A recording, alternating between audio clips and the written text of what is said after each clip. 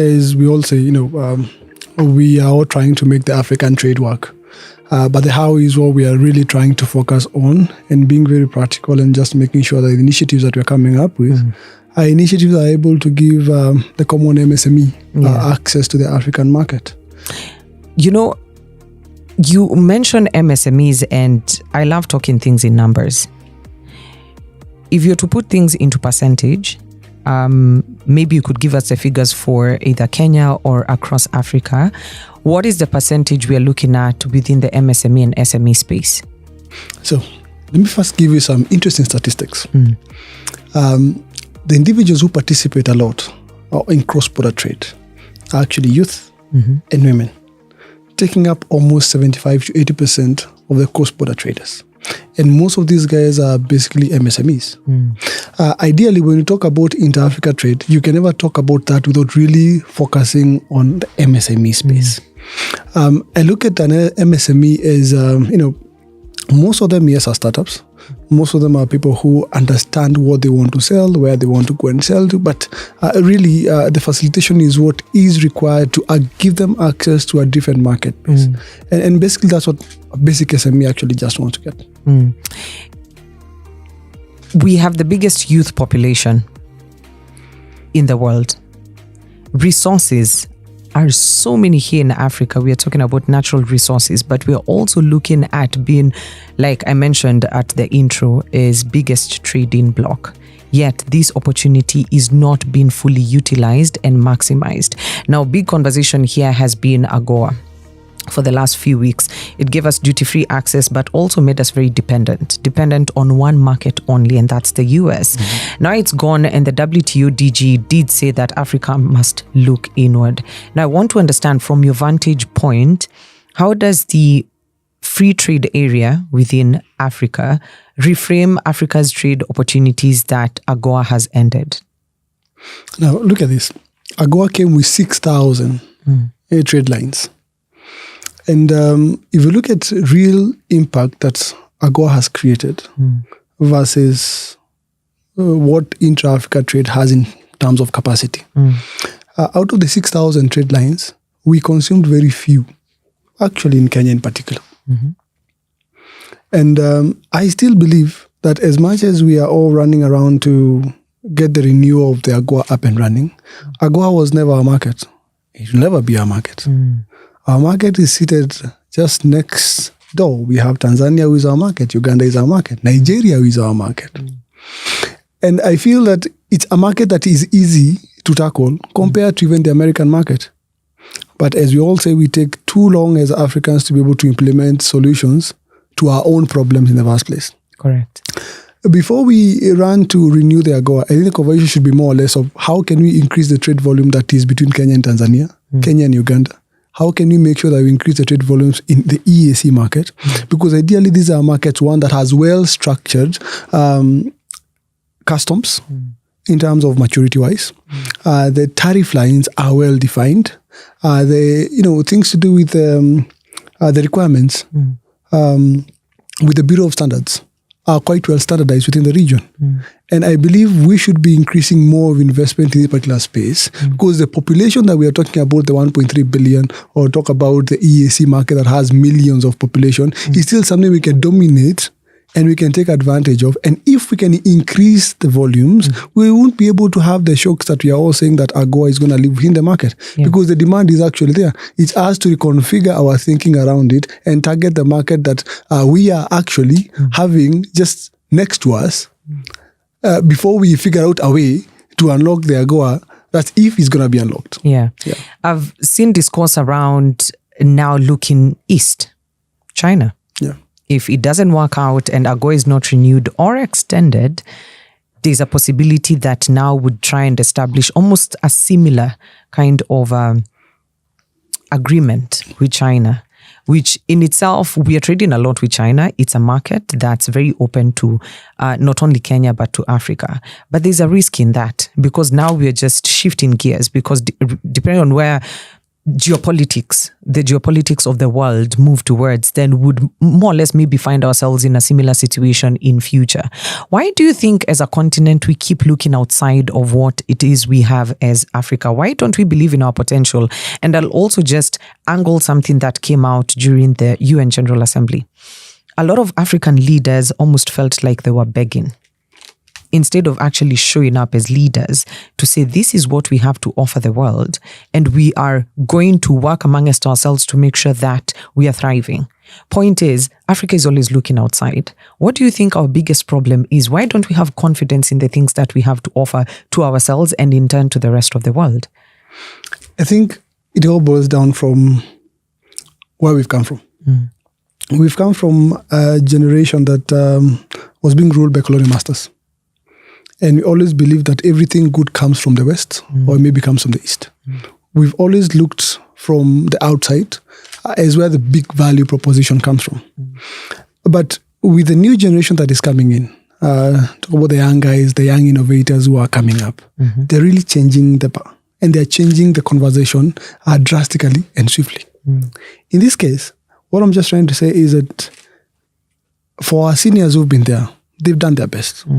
They've done what they could be able to do at that particular time. Correct. But as we go on, our young guys are coming up to fill that particular space. And we're seeing a lot of innovation coming in to the continent. And innovation that is being built by Africans for African challenges. The only thing we're just trying to plea with everyone is, are you able to support your own innovation? Because those innovations are the ones that are going to open up your market. I'll give you an example. AfCFTA policy work has been done. But the people who are doing the policy work may not be the people who are going to drive the trade towards the future. Correct. I normally use this word that we already have a lot of work that is being done by our seniors or our current leaders. But the people to take up that mantle and deliver is a youthful population that the continent is blessed with in the first place. Because at the end of the day, the young people will need to bring their innovation on how to integrate the continent. They need to bring in their speed, their agility, their flexibility. Because even, culturally, within the African context, our fathers or our grandfathers never went for war. They always took young, strong men Correct. To go and fight. Yeah. And what we're trying to say is that our young people need to be able to take up that mantle and take the AfCFTA to the next level. But at the same time, our seniors need to be able to give a chance to these young people and trust that they have the capability, they are strong enough. They might not have all the knowledge, but what they have is enough to be able to take the continental conversation to the other level. I like that we've brought it back home to the young minds that are innovating and really creating all of these amazing things that can be integrated to what we already have, but also creating opportunities. And I want to go back to what you've managed to do, which is with Real Sources Africa, which is playing a key role in making the AfCFTA practical and a reality, again, not just for Kenya, but for other African countries. Now, and we're moving from policy to paper, actually practical solutions, which is where I feel Africa struggles a lot. It's how quick are we to execute some of these things? I would want you maybe to walk us through how Real Sources Africa is helping businesses trade and look at it from a very efficient angle, whether it's with financing, logistics, or market access, which is one of the things that a lot of people will say, hey, I have goods, but I don't have market access, or the barriers to entry are just a bit too extreme for me to navigate. So from a Real Sources standpoint, we got into this space with a lot of assumptions initially. Because we all got in the space knowing that the biggest challenge in the intra-Africa trade space is logistics. And this was one of the things that had been propelled for the longest time, that movement of goods is one of the biggest hurdle. But rarely did we sit down to criticize why is logistics the barrier. Yes, it is the barrier, but why is it a barrier? At the same time, other people will come and say that financing is a big concern, that most SMEs lack proper financial infrastructure to support. But we tend not to ask ourselves, why do we have that challenge in the first place? Now, what we came to realize is that one of the biggest hurdle, or the major hurdle, is demand and supply. Because at the end of the day, for a financial institution to put up money into a transaction, they have to be guaranteed on how they're going to get repayments out of it. Correct. So as much as if there is demand for a product and the payment terms are well defined, then the supply can be financed because there's a clear repayment cycle. If I am a transporter and you guarantee me consistency of cargo, I'll be able to cut down on my cost of logistics because I have consistency. Now, at the same time, if there is anything to go around the capacity building campaigns that are being geared upon, but what is the output? We realize that the biggest challenge is we first have to sort out the issue of demand, then the rest of the cycle can be taken care of, which makes one of our major pillar resources, which is market development and demand creation. We are keen to look for products that are in demand within the African markets, or to even just go and meet these distributors and get to understand, or off-takers, what do you want? We tend not to ask ourselves, what does DRC need for us to manufacture to take to DRC? But sometimes we end up getting to DRC with products that really are not required by them. Correct. Because they have different tastes, different preferences. Due to the market trends, there are some products that we might not be competitive, but there are others we may be competitive enough by different factors being brought in together. Now, other than creating demand is being able to structure the logistics, the aggregation, the consolidation. Because once now you have the demand, now let's figure out a way to supply. Correct. Now, due to availability of demand, then it's easy to structure logistics. So even get to contractual engagements to cut down the cost of shipping as long as you're able to guarantee consistency. Correct. But now look at this, Felix. Without demand being well defined, how will you invest in a logistical infrastructure that doesn't have an output of supply to that particular place? Because today you went to Kenya Airways and told Kenya Airways, can you put up a flight to a certain destination because we want to target that particular market? But where is the volume? It's flying blind. Because if they were to go to that particular market without volume, it is an actual ultimate loss that they're going to be making. Now, once you sort out the demand and you've now sorted out the logistical aspect, now let's bring a financier to increase the volume. Because one, there's already well-defined demand, the logistical infrastructure to make sure delivery is actually there. Now, we can increase the capacity by increasing resources onto already established supply and demand kind of chain. But now once you bring financing into the equation, we're able to increase our volumes to support. Now to bring other people to the equation, now you bring capacity building campaigns and exercises to increase the participants onto the trade ecosystem itself, because we already have a chain that is what? Is working. Is working, yeah. And also the investment that we're making onto these capacity building campaigns, it's investment that is geared towards an output, because we already have a chain that is working. So we are supporting our MSMEs to get into this wagon that is already working. So we're equipping them with skills, either financial literacy skills, either export readiness skills, to be able to get to this particular bandwidth. Yeah. But finally, digital is an enabler. I tend to look at digital as more or less not the main business. And I live with something. If digital is the infrastructure that will make Africa great, why do we have China squares being set up in each and every town in Kenya? If digital is a main integrator, why is it that Walmart will be setting up its first base in South Africa by the end of the year, and we're still saying e-commerce is the big, it's a game changer. Game changer. Yeah. But I feel e-commerce is an enabler of something. Correct.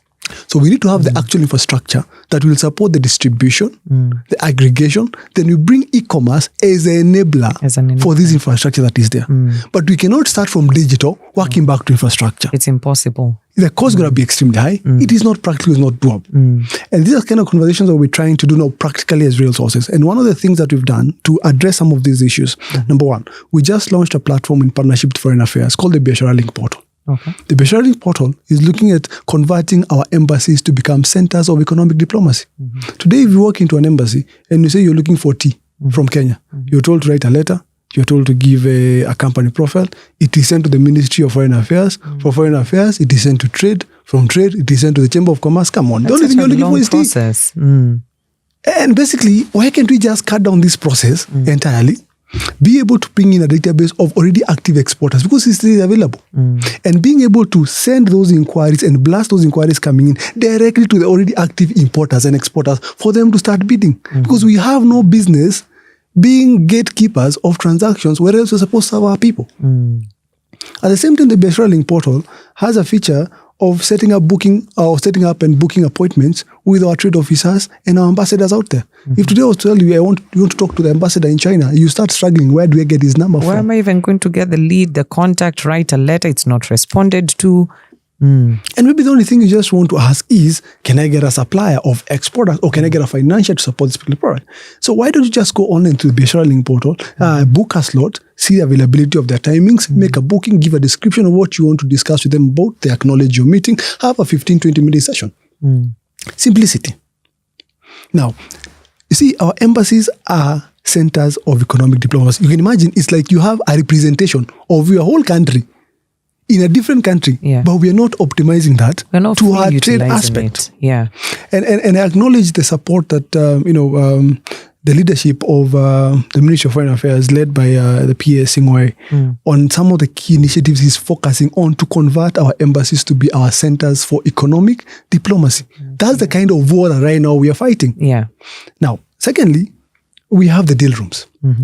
Our e-commerce needs to be redefined. Can you imagine right now we are building e-commerce platforms that made Jack Ma or Alibaba work, I think 10 years ago, and we are going there right now.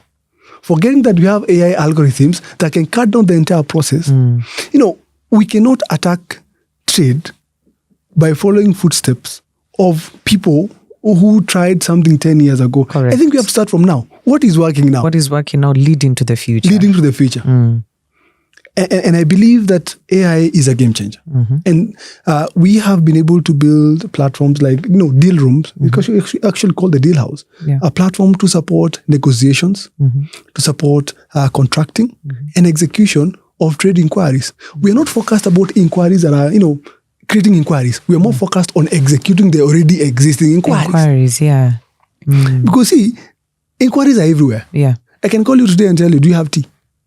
You'll tell me, okay. No, but if that inquiry does not mature from I asking, do you have tea, to I delivering tea and getting paid for it, that is where the conversation is. And a lot of conversations stall at that point. That's where most of the things stall. But that is the most important aspect of the conversation. If we're able to figure out a way to bring those inquiries into a deal room for negotiation, contracting, payments, and execution, that is a game changer. That is where the actual job is. And I feel that is where most of us do actually fall into, most transactions fall in the cracks. But these are the conversations that Real Sources is trying to pursue and say that for us to make this work, we have to focus, one, on how can we convert our embassies to centers of economic diplomacies. Number two, how can we have executions or have a pipeline of executable inquiries that touch on commodities, services, financing, and investments. And finally, we are saying, how can we build sustainability within the markets? And sustainability, I mean consistency in supply. And we are busy trying to say that we need to build physical infrastructure. Or even if not building, prepare or lease. But have something already existing that can act as a distribution and aggregation center that will provide that MSME who is a retailer of a product in DRC. They don't have to wait to ship a whole container load or talk about consolidation and aggregation. We're able to ship in bulk, have them seated in the bonded facility, and I can come and buy my 100 pieces of the value I have capacity to. But I can buy every day. So I can rotate my liquidity and my working capital every day. And that is the way I believe we will be able to make this AfCFTA conversation very practical. And through those aggregation distribution hubs, now we're able to say that the AfCFTA is working because I have cleared my products using the AfCFTA certificate of origin. And that is why I'm able to be more competitive within the market. But the competitiveness will not only be brought in by a certificate. We'll have to look at the costs of delivery, the cost of production. But for us to meet all those things, we have to have volume. The volumes have to be there. You've put something to my mind. You did mention China. And we've seen a lot of small traders in China gaining access to this market.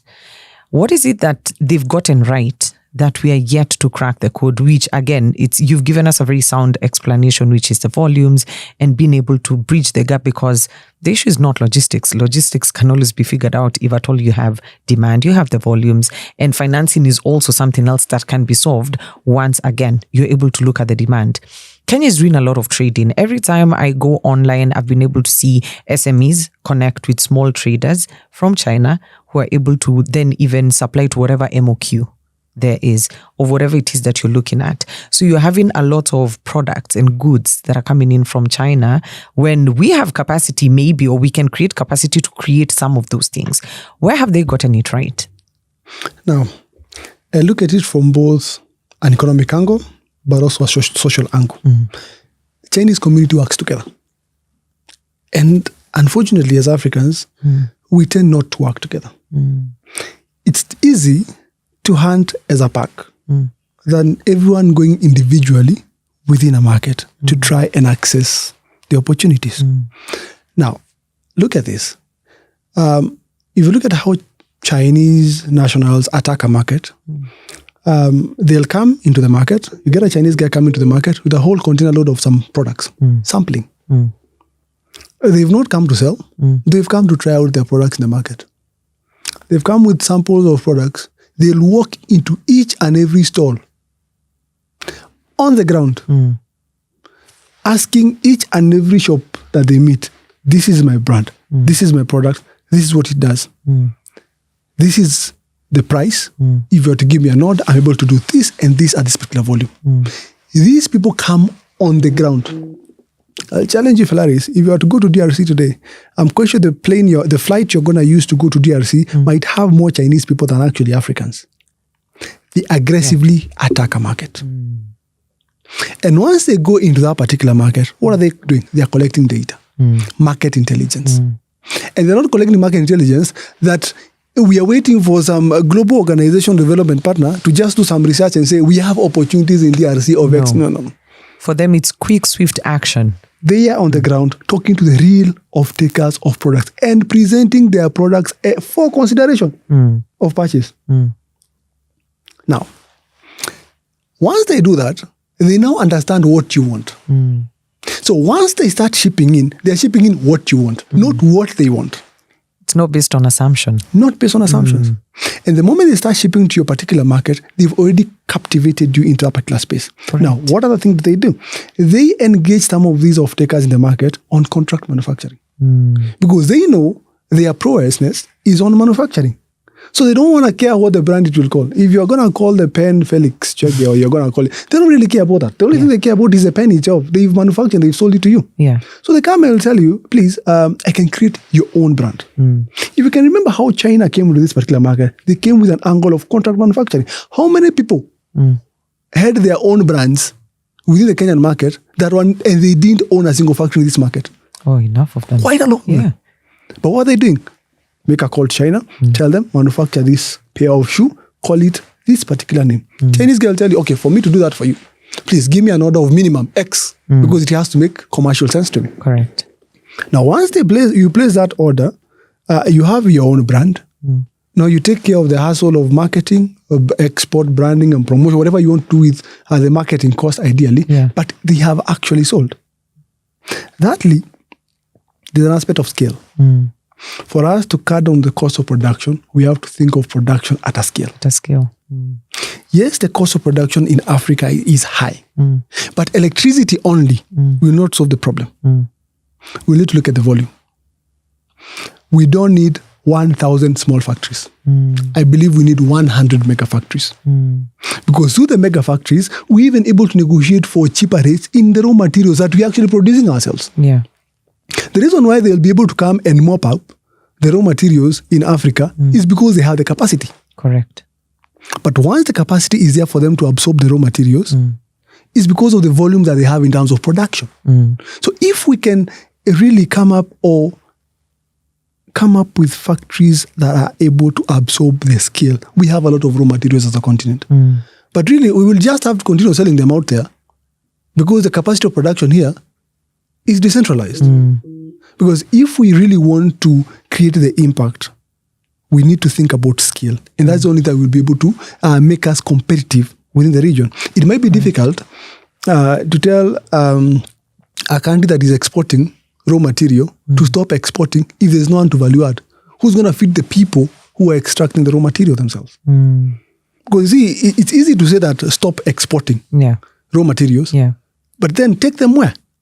What are we supposed to do with them? We need to create a demand for our raw materials inside the continent. And to create that demand, we need to be willing to invest in the market. Now, investing in the market, there's a difference between a physical infrastructure of a market and the market. You see, let me break it down to you. We build markets. Correct. But we don't create markets. You see, once we build a physical infrastructure of the market, is people to come and put their products there and wait for people who are passing by to come and buy. Correct. But then how do we create markets for our raw materials?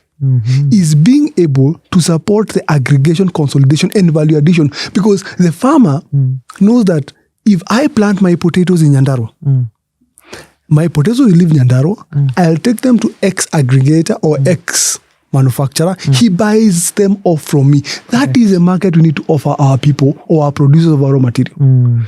Now, unfortunately, sometimes we give our Africans the headache of production of raw material, value addition in the small quantities, then branding, packaging, and doing all that stuff, but they never meet the volume.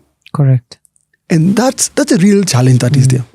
Scale is the last part of what we need to be able to sort out as a continent, to be able to target these particular markets that we are channeling our efforts towards. I like where this is leading, because then one of the recurring themes that keeps coming up is that policy frameworks mean little if businesses can't access capital.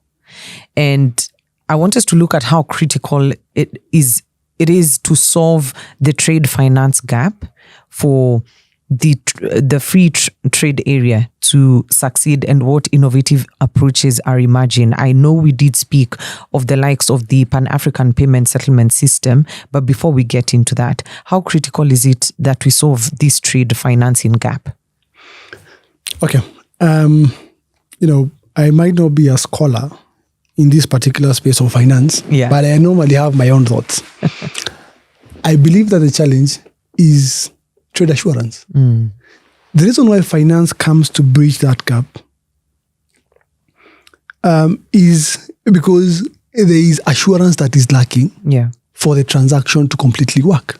Now look at this.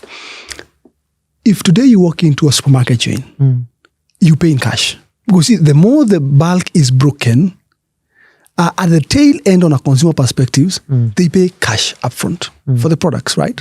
So it means that the reason financing is coming on board is that it is the gap between the producer and before the cash is actually collected from downstream, because the person who is actually going to pay for the product, that money is what is required to sort out the mess up there.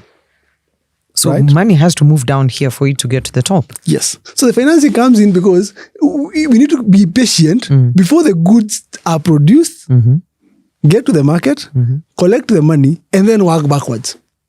Goodness. Okay? Now, the conversation is this.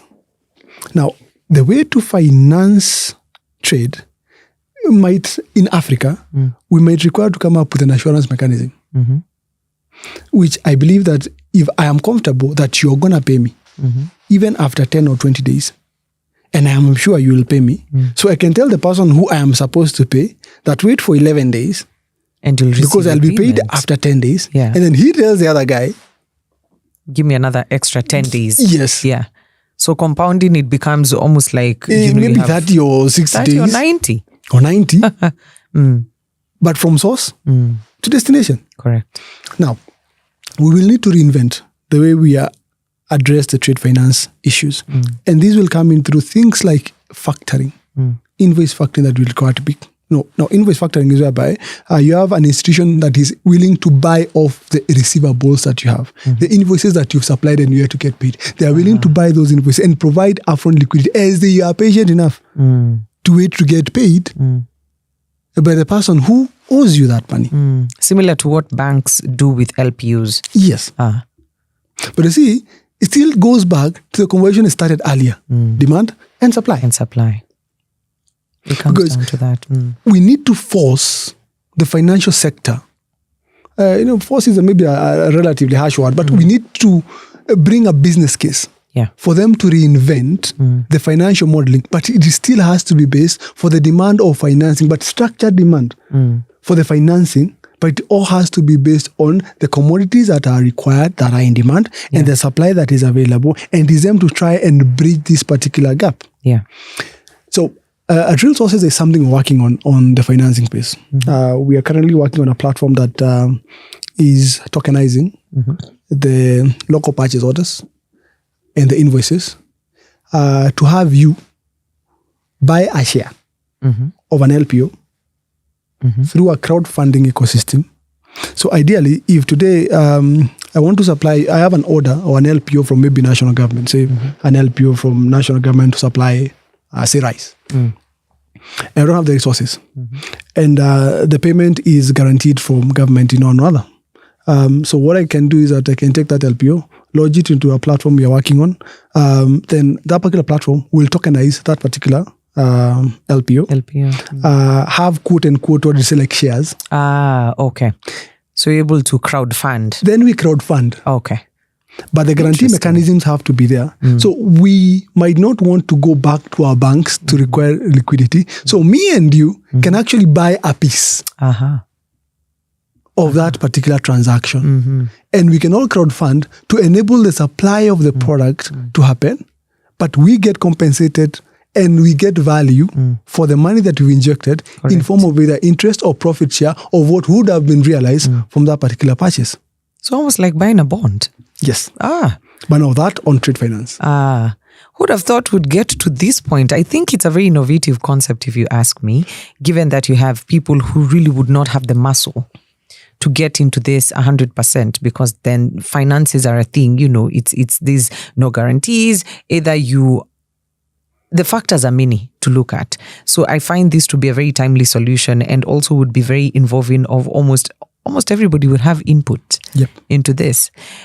But on a larger scale, in terms of what the AfCFTA has launched under the Pan-African Payment and Settlement System to reduce reliance on the dollar. I want us to look at that. Do you see this as a real game changer for inter-Africa trade, or are there still limitations? Actually, it's a game changer. In the sense that, we might say we want one currency, but the currency may take a bit of time before it actually materializes. But first, what our Exim Bank is doing with the Pan-African payment system is try to make it easy to first use our own local currencies as we trade. So the individual currencies per country? Per country. Because what is happening is that rather than having to go the dollar way, what PAPS does is that it collects the different currencies. And because PAPS is supported by our Exim Bank. So if you're trading in Kenya and buying something from Ghana, you are going to pay through PAPS with your Kenya shilling. But then the guy in Ghana is going to withdraw the Ghana cedis. Now, how that will happen is because there is someone who is in Ghana who is also buying something from Kenya. So they'll allow him to pay with the Ghana cedis, collect that Ghana cedis, settle the trader who requires to get paid by the Kenyan person here. But because it is backed by a liquid bank, they can sort out their issues later with the local banks, because the same banks are funded by our Exim Bank. So they can settle the matter later, but the transaction has been completed as they now continue building the liquidity flows to counter-settle the bank on the other side. You see, that will first make it easy for the flow to happen. As we try and sort out the single currency matter. Because that is just creating, I'd call it more of a switch that makes it easy and cheap. Because at the moment, what is happening is that you transfer your Kenya shilling, it is converted to USD. To dollar. From USD, it goes down to. And we've seen there sometimes you lose even 25% of the value of the transaction. Because of the fluctuations. So if we can first sort out that particular problem before governments sit down together or presidents and decide now we have one beautiful currency, before we get there, let's first see what can work now. And that is what the PAPS is trying to achieve. It's such a real game changer. So has this started as yet? Yes, it already started. We have banks like KCB Bank that are already on the PAPS network in Kenya. They have actually about 80 banks or so across the region. UBA Bank is already doing the same thing. And it's actually making it quite cheap to transact on a Pan-African perspective compared to going all the way the dollar way. Wow. But you see, at the same time, I go back to my conversation. As much as you have the PAPS, we need to build up transactions to support the PAPS. Because at the end of the day, PAPS is an investment also that has been made. But for value for money, for the builders of the PAPS themselves, we also have to build transactions, or we need to create demand for that PAPS by making sure that we have transactions that need settlement from Kenya to Ghana or from Nigeria to Lesotho and everywhere. We need to support this system by consistently wanting to trade among each other and providing tangible and actual transactions. Hence why AfCFTA has to be a thing. It's the acronym sometimes becomes too much of a mouthful, so we reduce it to AfCFTA. Now, looking at logistics and infrastructure being the other thing that really has affected the implementation of AfCFTA, when you look at things like oil and energy, which have, scare off investment. But even beyond regulation, logistics and infrastructure remain major bottlenecks within the continent. Now, from your experience, where are the biggest choke points and how can tech come in to solve that? Now, from an infrastructure perspective, you have to look at subdividing it or categorizing it in terms of corridors. Once you categorize conversations on corridor basis, for example, the Mombasa all the way to Goma, Bunia, Bukavu corridor, there is already a lot of traction of products moving within that particular region. And so the infrastructure that is required to be able to move goods, yes, you may say roads, you may talk about a rail that might, I don't know how possible it is to, or how fast it can happen. But at the same time, other than that kind of infrastructure, trade or global trade is generally controlled from the seas. You see, a ship is one of the cheapest mode of transport. Now, for us to be able to attack the entire continental space, we have to use these, call it a bucket. Because actually it's only a bucket with a motor and something to rotate, I like that description. We have to use this bucket to be able to move around the entire continent because we have so many ports across that can be used as our distribution and consolidation centers. But look at this. How many countries within the continent own shipping lines?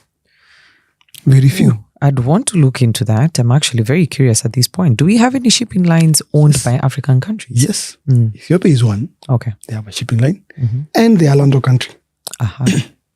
Interesting. But they know for us to be able to get our supplies and get our products out, we need ownership of this thing. We need ownership of this thing. And being able to really address the challenge of logistics from a shipping perspective, I'd say it would be a big game changer. Now, still goes back to the same challenge. Do we have enough demand for cargo to put in these particular vessels so that even if today we are telling the government to invest in a whole ship, then what happens? Do we have cargo to take it out?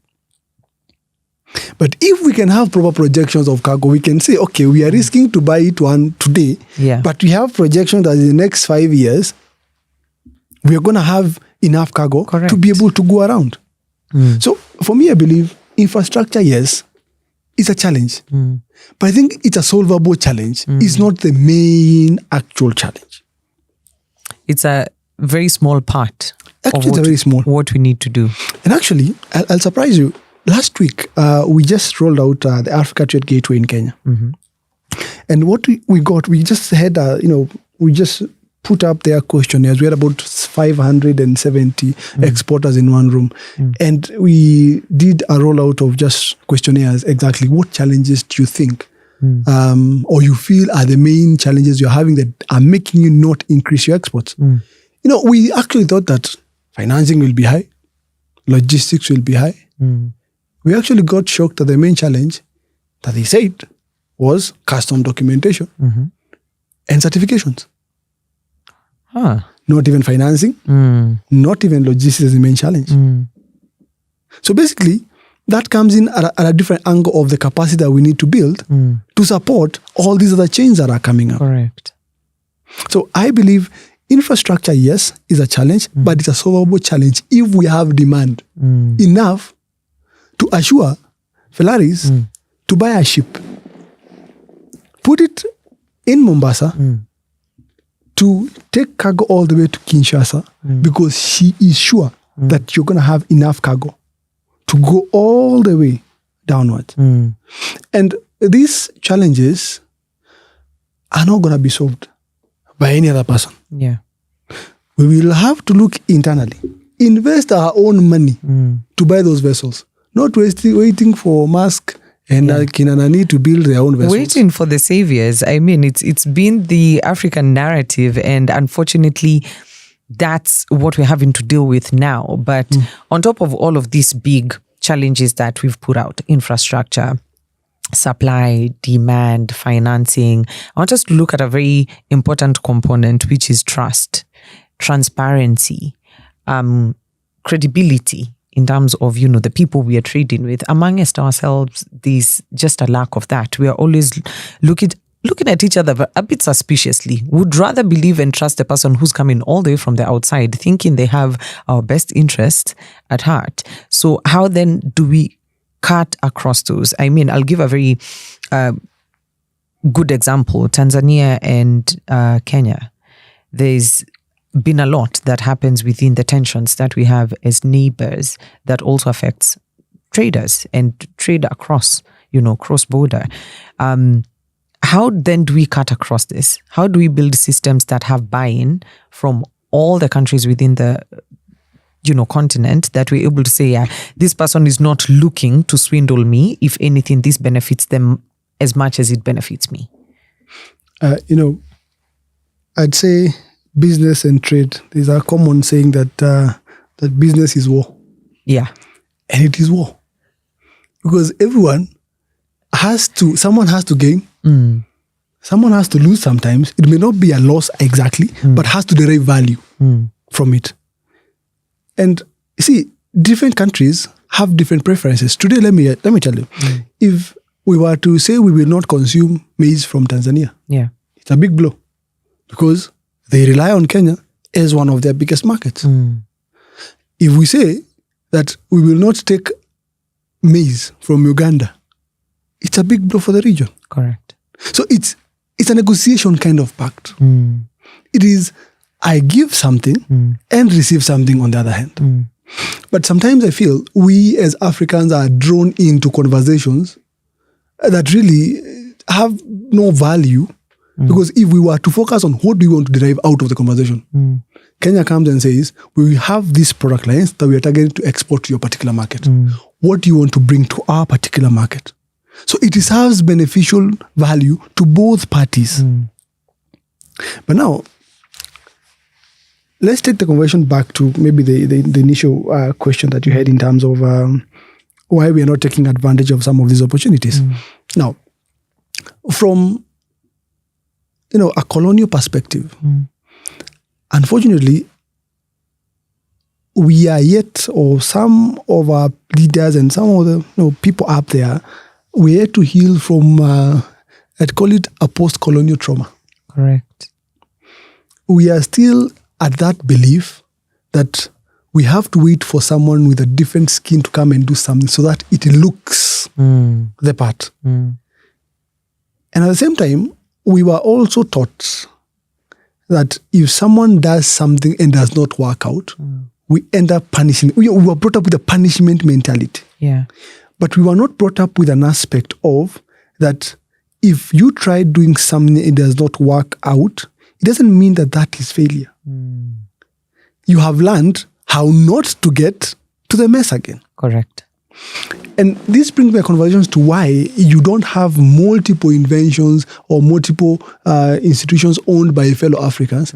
It's because we don't believe in the capacity of what we have. And the small people who have the capacity and they believe in themselves. They're the first people who look like the black, I don't want to use the black sheep, but I use the outcast of the society because they are not conforming to the norms. You know, I always say the innovations that we are seeking as Africans will not come from outside. No. Because the solutions that will come from outside will not be solutions to our problems.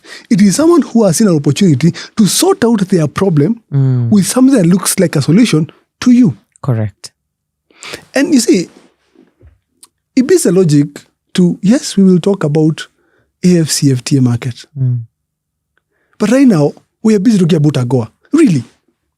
That's you have a 1.3 billion market. Yeah. We are not focusing on that one. But we're focusing on something that is out there. So there is a logic. Yeah. Who really is pushing for that particular market? Big question marks there.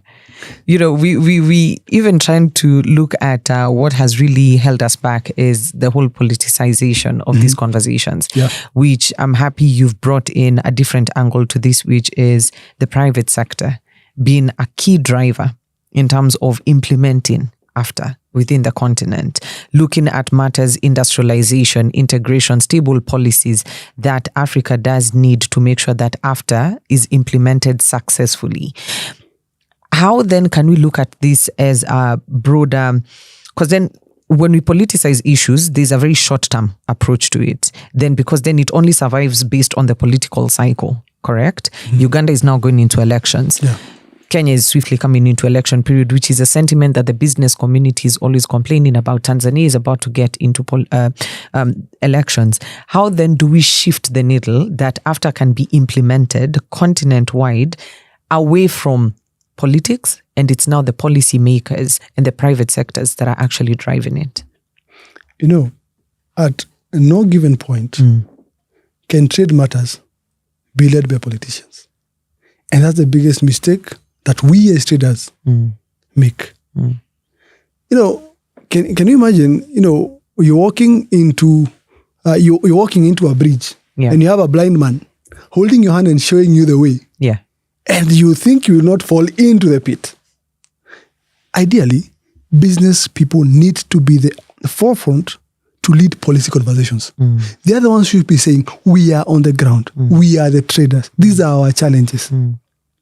Then addressing policy, but backed by traders who are having issues on the table. But you see, traders and business people have sat at the back, still complaining, but the guys who are making decisions is a politician. Yeah. And I don't blame them for even making the decisions they make because they have no data. They have no experience in that particular space. So the least they'll do is do whatever at that particular point feels like the best decision. Yeah. I believe that trade matters should be deliberated, handled by actual business people with the experience, with the knowledge, not from a boardroom conversation, but someone who can actually ship or who has shipped and knows the challenges that they're undergoing. Then let them sit on a table and say, what was your experience? And what do you think we should do better? Those are the people or those are the voices which we need to amplify. Yeah.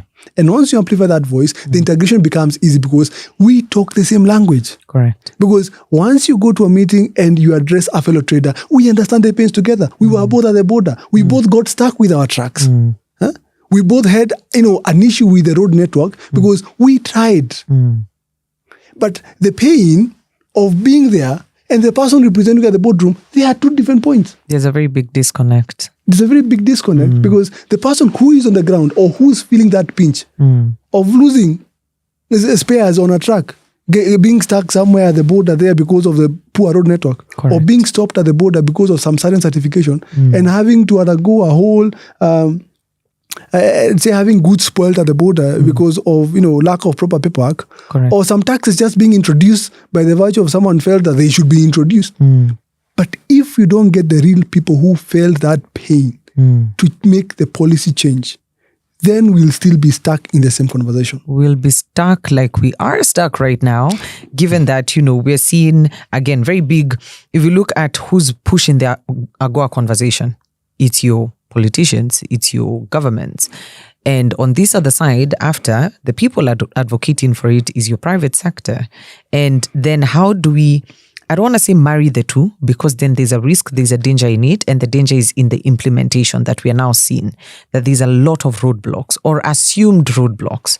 So we need to be able to see how to, I don't want to say eliminate, because at the very start of this discussion, you did say biggest person to do business with is government. So there's no way we are taking them off the table. So how then do we make this partnership work?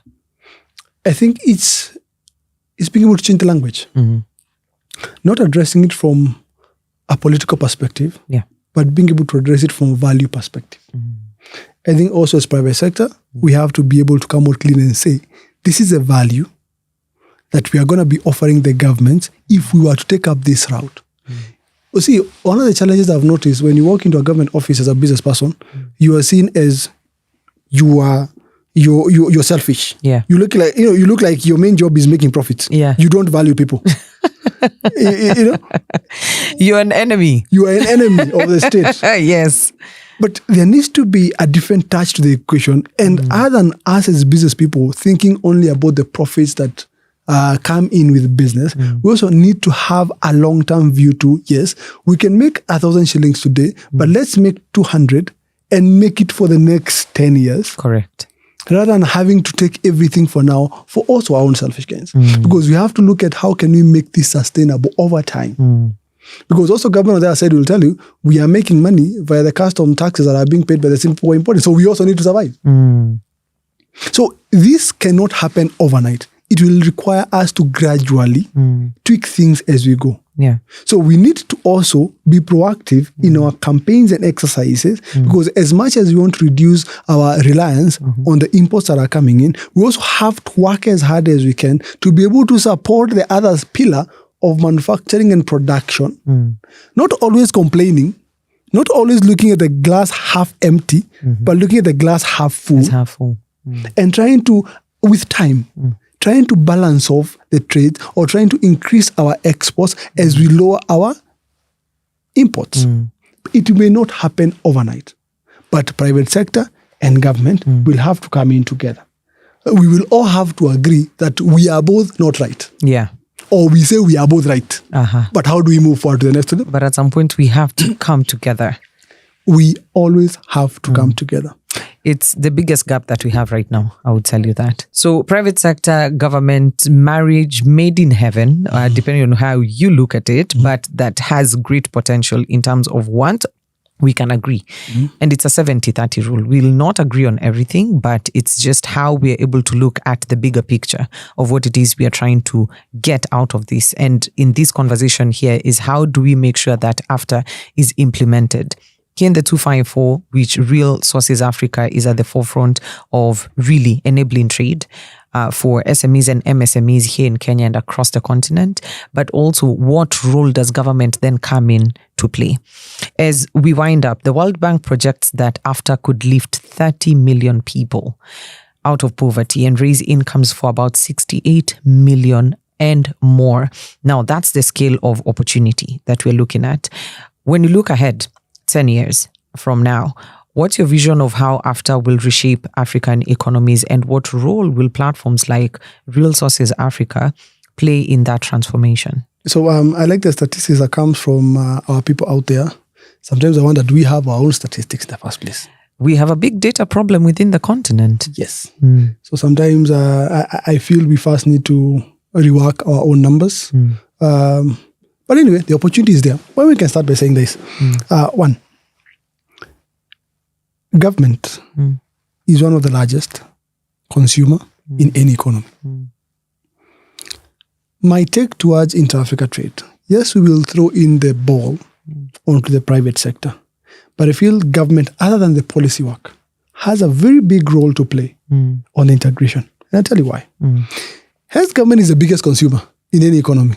If today the government of Kenya was to say that 80% or 70%, let me start at 50% of our consumption internally as government will be sourced within the continent, and give a basic requirement of saying that the AfCFTA certificate of origin will be one of the mandatory requirements to prove that the product has been sourced within the African market. Correct. I am not quite sure about the numbers, but I'm sure out of the government budget, there's a big budget of that even starts with consumables. We start with basic consumables. And every country adopted that simple policy work. I think your inter-Africa trade conversion will be at 50% less than a year. Wow. So it's just policy and enforcing it. Because look at this. If really we are saying that we want this thing to work, if really we are saying we want it to work, who are the biggest consumers?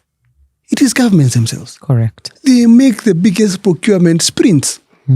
So if they say that we want to work and source from our fellow counterparts and have this policy work in saying that we are willing to source from our neighbors, and for any of the trader who is supplying to government, you need to provide this certificate of origin to prove that you have sourced the product from Africa. Those are the practical channels to make this thing work. Then the entire private sector will rally behind. So I still believe government has a lot of, they have to put in the skin in the game. Correct. Other than the policy work. Because if policy work really was the main challenge, I also ask another question. China has almost 80%, or if not more than that, of the African market. Other than the normal bilaterals that they signed, is there any China AfCFTA that they have implemented? I don't think there is any. None. So basically, it means if they are aggressively taking over our market without the policy work being fully aligned for their exclusivity, it means I don't think the glass is half empty. It's actually half full. It's half full. So it's us reorganizing our mindsets towards how we approach this. But we have to approach it from a very practical perspective of we want trade to work. Whatever needs to be done to make it work has to be done. Secondly, and finally, we have to be willing to try. We don't have monopoly of knowledge. We don't know everything within the space. But for the little and young innovators who are trying to come up, let's give them a chance to try. Correct. These innovators are the guys who are going to change the continent. Correct. Jack Ma, talk about Elon Musk, talk about Mark Zuckerberg. I sometimes ask myself a very basic question. If they were Africans, let me leave it at that particular point. Would they be where they are today? Big question. Do we give our innovators the space, the chance, and the opportunity to grow? The answer is crickets. So basically, let's look up to our own young people, our own innovators. Let's give them space, room to try their innovations. Let's handhold them. The moment that happens, then we'll be able to see the change that we all want to see. Across the continent. I mean, big words of wisdom there, and also just charting a way forward when it comes to AfCFTA implementation, and hopefully in a decade. We don't even have to wait for a decade, but we can look at where we'll be standing 10 years from now. Back then, we used to hear Vision 2030 and would be like, oh my God, 2030 is so far away. Here we are now. 2030 is in a few years. So in a decade, we'll be having a very different conversation, hopefully, about what trade looks like here in Africa, and really looking forward to having more of these conversations to see what's the next step now that AGOA has expired. Are we able to shift the focus from talking about something that worked for 25 years and what the next 25 years look like as far as continental trade is concerned? Well, that's all the time that we had today here on the Financial Focused. Now, what is very clear is that AGOA's expiry, well, painful in the short term, could be Africa's real turning point. AfCFTA gives us a $3.4 trillion opportunity to trade within ourselves, scale our businesses, and strengthen our economies without waiting for handouts from Washington or Beijing. But success depends on more than treaties. It depends on execution, financing, logistics, standards, and policy consistency. If we get that right, then Africa won't just survive post-AGOA, we'll be thriving.